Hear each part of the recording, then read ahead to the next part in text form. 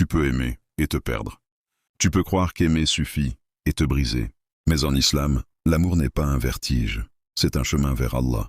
Et si ton cœur souffre, c'est peut-être qu'il a oublié pour qui il a été créé. Il y a des cœurs qui ont aimé jusqu'à s'oublier, d'autres qui ont attendu d'être aimés pour se sentir exister. Et puis il y a ceux qui, fatigués, se demandent si l'amour peut encore être un refuge. L'islam n'ignore pas la complexité de l'amour. 1. L'amour n'est pas un simple élan, c'est une construction intérieure. Le mot mahabba vient de hab, la graine.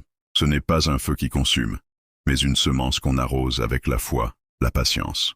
Ibn al-Qayyim écrit « L'amour est un état du cœur, mais il a des signes sur la langue, dans les regards, dans les priorités et dans les choix. » 2. L'islam distingue les formes d'amour et leurs sources. Al-mahabba lillah, amour pur, renforcé dans l'obéissance. Al-mahabba tabi'iyya, amour naturel, parents-enfants. Al-mahabba shahwiyya, amour passionnel. Al-mahabba aqliya, amour raisonné, lucide. 3. Le cœur ne supporte pas de diviser son centre. Allah n'a pas mis deux cœurs dans la poitrine de l'homme.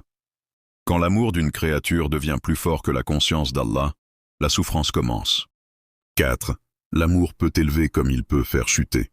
Celui qui aime reste chaste, cache son amour et en meurt martyr.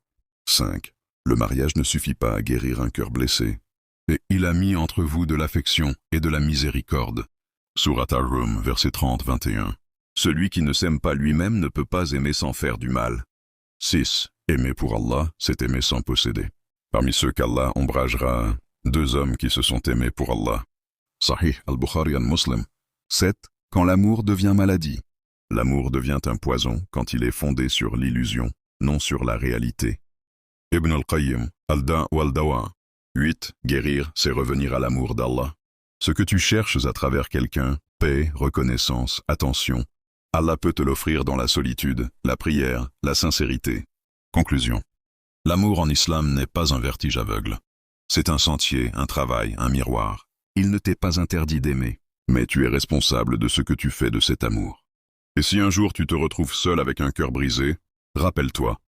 Le cœur a été créé pour être brisé par les créatures et réparé uniquement par le Créateur.